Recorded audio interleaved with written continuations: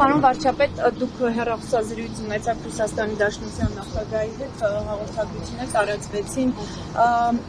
Հեռախոսազրույցը հայկական կողմի նախաձեռնությամբ է, ձեր նախաձեռնությամբ ինչ իրավիճակ էր, որ դուք որոշեցիք ամեն դեպքում հորդորել այդ կամ առաջարկել հանել այդ սանկցիաները կամ դուք ինչպես ձևակերպում եք այդ սահմանափակումները եւ կարող ենք ասել, որ ստեցիան չստացվեց ձեր երկխոսությունը Ռուսաստանի նախագահի հետ, որովհետեւ համաձայնության մասին այնտեղ խոսք չեղավ եւ ի վերջո ինչու պարոն վարչապետ չի ստացվում լուծել հարցը, դուք վստահ եք, որ ընտրություններից հետո ձեզ կհաջողվի լուծել այդ խնդիրները։ Նախ երկխոսությունը ստացվեց, որովհետեւ երկար խոսեցինք։ Ինչ վերաբերում է նախ երկխոսությունը առնվազն մի քանի հարցերի շուրջ մենք եկանք ընդհանուր ըմբռնման,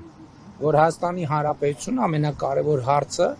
ունի լեգիտիմ իրավունք ինքը իր համար այլ ընտրանքներ ձևակերպելու, ձևավորելու եւ Ռուսաստանի նախագահին ասի, որ մենք հայտարարել ենք այդ ճանապարհը եւ մենք գնալու ենք այդ ճանապարհով, մանավանդ հիմա, երբ որ ժողովուրդն էլ Հայաստանի Հանրապետության քվեարկել է դրա օգտին, եւ մենք ես ինչպես նախընտրական շրջանում ասել եմ, չեմ պատկերացնում, որ մենք մեր քաղաքականությունների արդյունքում հայտնվենք մի իրադրության մեջ,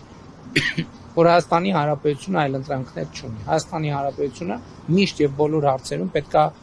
ունենա այլ ընտրանքներ եւ այլ ընտրանք չունենալու դարաշրջանը փակված է։ Ինչ վերաբերում է խնդրին, ես տեսեք, մենք հիմա բոլորս արձանագրում ենք, որ այդ խնդրը Հայաստանինն է, բայց այդ խնդրը Հայաստանինը չի, դա ԵԱՏՄ խնդրն է, որովհետեւ փաստացի ստացվում է, որ Եվրասիական տնտեսական միությունը կաթվածահար է եւ չի աշխատում։ Եվ եթե այս հարցը արագ չլուծվի, թույլ տվեք կանխատեսել, որ դա կլինի ԵԱՏՄ-ի վերջի սկիզբը։ Իսկ Հայաստանի կառավարությունը այդ դեպքում որոշի ավելի շուտ ԵԱՏՄ-ից դուրս գալու։ Չէ, մենք նման պլան չունենք։ Պարոն վարչապետ, եւ ուզում եմ հարցնել։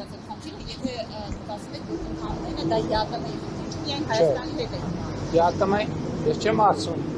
Հայաստանի հետ առաջացել է ձեզ հայտնի հանգամանքների պատճառով, որովհետև Հայաստանի Հանրապետությունը որդեգրել է այլ ընտրանքներ ունենալու քաղաքականություն, ընդ որում այդ քաղաքականության լեգիտիմությունը, այդ թվում Ռուսաստանի Դաշնության գործընկերները ընդունում են, ինչ շատ կարևոր է։ Այստեղ խնդիրը հետևյալն է, թե այդ այլ ընտրանքը երբ պետք է իրացվի։ Նաև պաշտոնական հաղորդագրության մեջ էլ է ասվել, դուք գիտեք, որ մայիսի 29-ին ԵԱՏՄ անդամ երկրների 4 երկրների ղեկավարներ ընդունել են հայտարարություն, որտեղ կամ պաշտպանել են Եվրամիության անդամագրվելու հարցով Հայաստանում հանրաքվե անցկացնելու իրադրությունը, ինչը վատ չէ։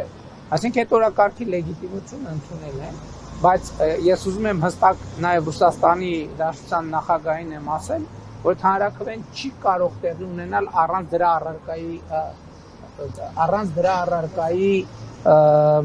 ներկայության։ Հետևաբար այդ հանրաքվեն անցկացնելուց առաջ մենք առնվազն պետք է դիմաց լինենք Եվրամիությանը անդամագրվելու հարցով եւ այդ օրակարգը պետք է այլընտրանքը պետք է Բռնումով են կալվել դա իրենց որոշումները։ Ես եկեք իմ դիտորոշումների մասին ասեմ, որովհետեւ վստահ չեմ, որ այս հատվածում, բայց առնվազն այս process-ը կարծում եմ լեգիտիմ է եւ այդ process-ը